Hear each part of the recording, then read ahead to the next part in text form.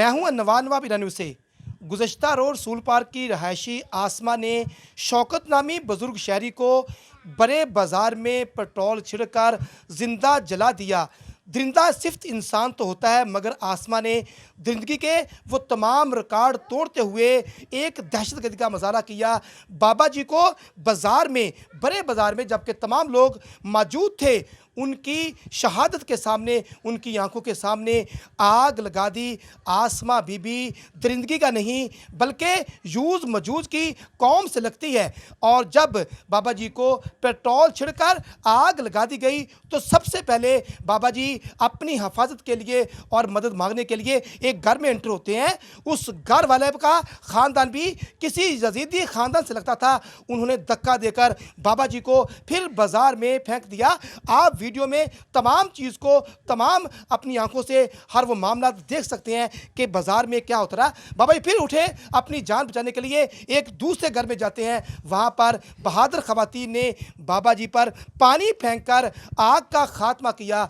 यूं बाबा जी ज़ख्मों की ताब ना लाते हुए चंद दिनों के बाद अल्लाह को प्यारे हो गए। इस वक्त मैं बहादुर सिंह में बाबा जी की फैमिली के साथ मौजूद हूँ।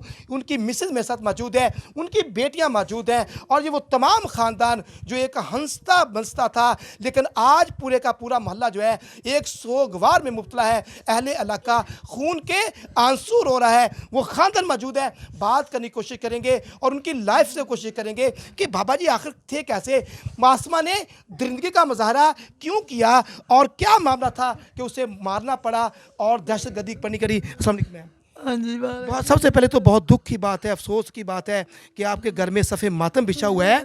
बाबा जी थे कैसे, क्या मामला ये हुआ, असल हकीकत क्या है?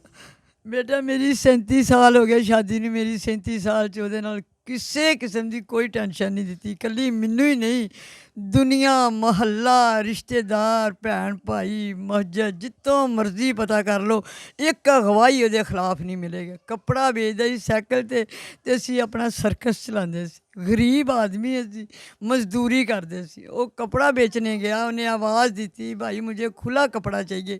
उन्होंने क्या है, डिज़ाइन पसंद किया, देख लिया मुझे, फिर कहती मेरे साथ अंदर जाएं, बाबा जी जितना लगेगा ना, भाई क्या बाबा क्या, मैं कौन सा साथ थी। वो कहता है ये काम औरतों का मुझे नहीं पता कितना लगना है। कहते नहीं फिर मैं उतना ही ले लूँगी ना। कहता मैं अंदर चला गया, अंदर गया, एक सैड तो सिर्फ एक नुक्कर तो नाप किया, मेरे कोल खलो गई आ। खलो के कहती आ कि जिन्ने तू पैसे सवेर दे बट्टे हो तो अपने साइकिल का कपड़ा वो दे दे। उन्हें कहा क्यों, उन्हें कहा ना दे देंगा तो बेहतर। उन्हें कहा ये बेहतरी वाली केड़ी गल है, मेरा माल है, तू जिन्ना कपड़ा लैना ਉਹਦੇ तो मैनू पैसे दे, मैं घर चली जावां। उन्हें इनकार किया, उन्हें ਉਹਦੀਆਂ ਅੱਖਾਂ 'ਚ मिर्चां पा ਦਿੱਤੀ। जिस वेले मिर्चां पाइयां उस तो बाद पता नहीं पेट्रोल पाया, तेल पाया। वो कहंदा मैं तड़फदा विलकदा मैं दरवाजे तक आया, अपनियां लत्तां मार मार के दरवाज़ा पता नहीं किसी फरिश्ते ने खोलिया या किसी इंसान ने खोलिया। दरवाज़ा अल्लाह के हुक्म नाल खुल गया। मैं बाहर निकलिया, जो मैं साइकिल नूं हत्थ पाया, अपनियां अक्खां नाल तुसीं देख सकदे, अक्खां दे नाल वीडियो ਉਹਦੇ ਵਿੱਚ कैमरा लगा गली। उस औरत ने माचिस की तील सुट्टी, 6 फुट ਉਹਦਾ ਕੱਦ, 6 फुट ਉੱਚੀ ਅੱਗ गई। बिलकदा रहा, वो लगता है पूरी गली यहूदियाँ दी सी। बाबा जी कब से कपड़ा बेच रहे थे, कितने साल हो गए? 20 साल हो गए साइकिल पे कपड़ा बेचते, 20 साल। हालांकि छोटे छोटे बच्चे मोटरसाइकिल पे जाते थे। वो इतना सीधा और सादा था। कपड़ा खुद बाज़ार से लेके मैं आती थी, सेल वो करता था। इतना सादा था। हमारा घर जन्नत की तरह था। अब दोज़ख भी कोई चीज़ नहीं, दोज़ख से भी ज़्यादा हमारे घर हर वक्त मेरा सब मेरिया नवासियाँ नवासे रो रहे। हमारा घर बिखर गया, कोई आमदनी का जरिया नहीं, कोई लन मैं हूँ इस करके वो देते हैं। इस घर में सफ़े मातम का सफ़ा है, और समा की बात करूं तो यहाँ पर हर जो फ़र्द है अश्कबार है, बल्कि ये नहीं, अहले मोहल्ला भी खून के आंसू रो रहा है। क्योंकि बाबा जी अप्रॉक्सीमेटली 20 साल से कपड़ा सेल करते थे, और अप्रॉक्सीमेटली 50-55 साल से इसी इलाका के रहायशी थे। ये छोटी छोटी बच्चियाँ जो हैं वो भी इस वक्त खून के आंसू रो रही हैं। उनकी बेटियों से बात करने की कोशिश करते हैं कि वो इस वजह से क्या कहेंगी। ये बड़ी दुख की बात बात है कि आपके सर से जो है वो पर्दा और साया उठ पूछ ले, कारी साहब से पूछ ले, फजर की नमाज पढ़ी है, जोर वक्त वो नहीं आए, पूछा तो जोर वक्त वो लैट हस्पताल दी खबर लैन गया कि नमाजी नहीं आया। बच्चे आप क्या कहेंगे? बहुत दुख की बात हुई कि एक बाप जो है दुनिया से पर्दा कर गया, और बल्कि जिस तरीके से उन्हें जलाया गया, मारा गया, ये बहुत दुख की बात है। हमें यही कहना है कि हमें इंसाफ चाहिए। मेरे अब्बू जो बड़े मासूम थे, आज तक कभी उन्होंने किसी की तरफ आंख उठा के भी नहीं देखा था। कभी कोई घर में मेहमान आ जाना ना, हमें जब हमारे रिश्ते होने थे, देखने के लिए आते थे, तो सारी बातें मेरी अम्मी करती थी। हम अब्बू से कहते थे कि अब्बू आप भी कोई बात किया करे, सारी बातें अम्मी करती है। तो कहते थे कि नहीं बेटा, जो करना आप, मैं क्या करूँ, मैं कुछ नहीं कह सकता। 2-4 दिन भी नहीं गुजरने, हमें इतना कहना बेटा आ जाओ, हमारा दिल नहीं लग रहा, दिल नहीं लग रहा। अब हमें किसी ने नहीं कहना बेटा आ जाओ।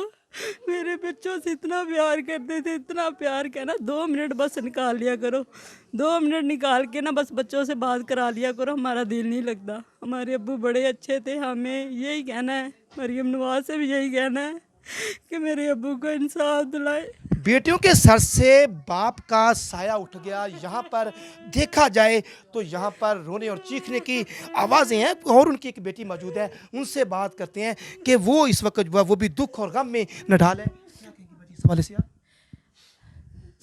मैं यही कहूँगी कि हमें इंसाफ चाहिए। जिस तरह उसने मेरी बाप की ज़िंदगी को तबाह कर दिया, इसी तरह उसकी ज़िंदगी तबाह हो जानी चाहिए। हमारे घर में देखो कोई चीज़ नहीं नजर आ रही। आसमा बीबी दरिंदा ही नहीं थी बल्कि वहशी भी थी, और यूँ लगता है कि उसका ताल्लुक यूज मजूज की कौम से था। यहाँ पर उनकी नवासियाँ मौजूद हैं, उनसे बात करने की कोशिश करेंगे कि वो क्या कहेंगी।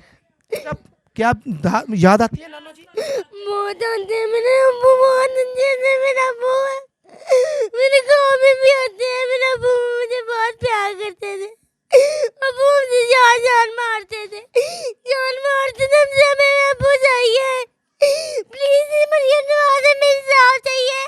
मैं आपके पाँव पकड़ने के लिए तैयार हूँ, हमें इंसाफ चाहिए, हमें इंसाफ चाहिए, हमें। मासूम बच्चियों की चीखों पुकार साबित करती है वो इस घर के बुजुर्ग ही नहीं बल्कि सबको बहुत जान से प्यारे थे, बुजुर्ग थे और तमाम घर का साया थे और रोब थे। लेकिन यहाँ पर हर जो बच्चा और खातून जो है वो खून के आंसू रो रही है। एक और नवासी यहाँ पे मौजूद है। बेटे कितना प्यार करते थे, जब वो बाजार से आते थे कुछ आपके लिए लेके भी आते थे? सब कुछ लेके आते थे, जो मांगते थे लेके आते थे। अगर उनकी फोन से बाहर था तब भी लेके आते थे। आसमा बीबी ने एक ही बुजुर्ग का कत्ल नहीं किया बल्कि इस घर में मौजूद अप्रोक्सीमेटली 20 अफराद का कत्ल किया है। इस वक्त तमाम अफराद जो हैं इनके घर में सफ़े मातम का सफमा है। मोहल्ले वाले जो है वो कई दिन से इस इलाका में एक समा सा है, खामोशी का समा सा लग रहा है। यहाँ पर हर जो है बच्चा, ख़वातीन, उनकी मिसेज, उनकी बेटियाँ जो हैं इस वक्त खून के आंसू रो रही हैं। इनकी यही मुराद पकार है और इंसाफ का मुतालबा है कि इसको हाई लेवल पर जो है इस दरिंदा आसमा बीबी को कम से कम सजाए मौत नहीं, इसको ऐसी सज़ा मिलनी चाहिए ताकि नेक्स्ट कोई ऐसी ख़वातीन कदम ना उठा सके। सबसे सोगवार और दुख की बात यह है कि बाबा जी रोज़े में थे, दिन उस वक़्त 15वां रोज़ा था, और अगर मैं बात करूं तो 26 मार्च का ये वक़ुआ है। सुबह 10:20 पर खुले बाज़ार के अंदर दहशतगर्दी करके आसमा बीबी ने साबित किया कि वो औरत नहीं एक दरिंदा थी। इजाज़त दीजिए, अल्लाह फ़ी अमान अल्लाह जी।